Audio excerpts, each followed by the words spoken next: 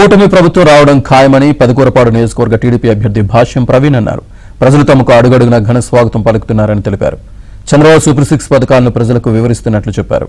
ప్రజలు తమ ఆస్తులు కాపాడుకోవాలంటే వైసీపీ పాలన అంతం చేయాలంటున్న భాష్యం ప్రవీణ్తో మా ప్రతినిధి Samsivarao face to face. Palnadu జిల్లా పెదకూరపాడు టీడీపీ అభ్యర్థి భాష్యం ప్రవీణ్ గ్రామాల్లో ఎన్నికల ప్రచారాన్ని విస్తృతంగా కొనసాగిస్తున్నారు. అయితే వైసీపీ మేనిఫెస్టో ప్రకటించిన తర్వాత ఇప్పటికే టీడీపీ సూపర్ 6 పథకాలను ప్రజల్లోకి వివరిస్తున్నారు. ప్రజల నుంచి స్పందన ఎలా ఉందో మనతో పాటు మాట్లాడేందుకు భాష్యం ప్రవీణ్ ఉన్నారు. సార్ చెప్పండి, ఇప్పటికే సూపర్ 6 పథకాలను కూడా ప్రజల్లోకి తీసుకెళ్లారు. ఇప్పుడు జగన్మోహన్ రెడ్డి వైసీపీ మేనిఫెస్టో ప్రకటించారు. ప్రజల నుంచి స్పందన ఎలా ఉంది సార్? అందరికీ నమస్కారం. పెదకూరపాడు నియోజకవర్గంలో గత కొంతకాలంగా నేను ప్రచారానికి వెళ్తూ ఉన్నాను. వెళ్ళిన ప్రతి ఊరిలో కూడా అనూహ్యమైన స్పందన వస్తూ ఉంది. ప్రతి ఒక్కరికి కూడా మా సూపర్ 6 పథకాల గురించి వివరించడం జరిగింది. ప్రతి ఒక్కరు కూడా సూపర్ 6 పథకాల గురించి అర్థం చేసుకొని మా తెలుగుదేశం పార్టీని ఆహ్వానిస్తున్న పరిస్థితులు మేము చూస్తున్నాం. సార్, ఇప్పుడు కొత్తగా ల్యాండ్ టైటిల్ యాక్ట్ ఒకటి తీసుకొచ్చారు. దాంట్లో పైలట్ ప్రాజెక్ట్గా కూడా మీ పెదకూరపాడు నియోజకవర్గం కూడా ఉంది. ఏంటి అసలు ప్రజల్లో ఆస్తులు, ప్రజల పట్టాలు కూడా ప్రజలకు లేకుండా ఉండటం ఎలా చూస్తారు? ఆంధ్రప్రదేశ్ ప్రజలందరూ దీని గురించి ఆలోచించాల్సిన అంశం అండి ల్యాండ్ టైటిలింగ్ యాక్ట్.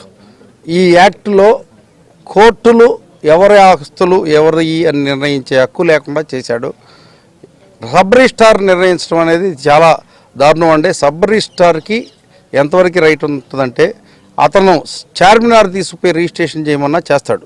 అతనికి సబ్ రిజిస్ట్రార్ ఫీజు వస్తే చాలు.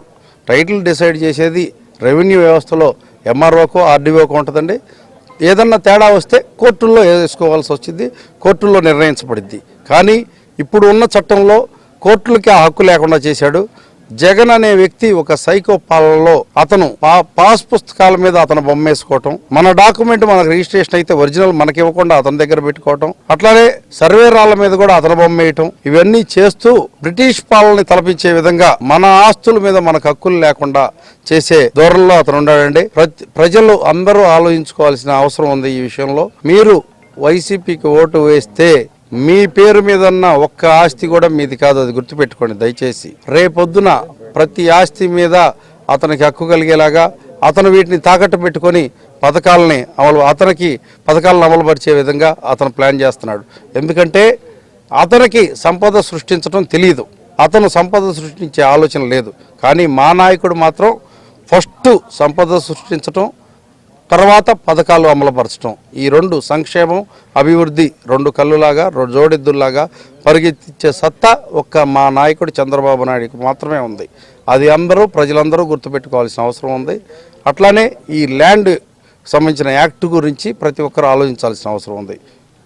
ఇది మొత్తానికి పెదకూరపాడు నియోజకవర్గంలో ప్రజలు ఇప్పటికే డిసైడ్ అయిపోయారు. వచ్చే నెల 13వ తారీఖు జరిగే ఎన్నికల పోలింగ్ తేదీ కోసం కూడా ఎదురు చూస్తున్నారు. వైసీపీని పారద్రోలేందుకు కూడా సిద్ధంగా ఉన్నారంటూ కూడా భాష్యం ప్రవీణ్ చెప్తారు. ఇది మొత్తానికి పెదకూరపాడు నియోజకవర్గంలో టీడీపీ ఎన్నికల ప్రచారానికి సంబంధించి.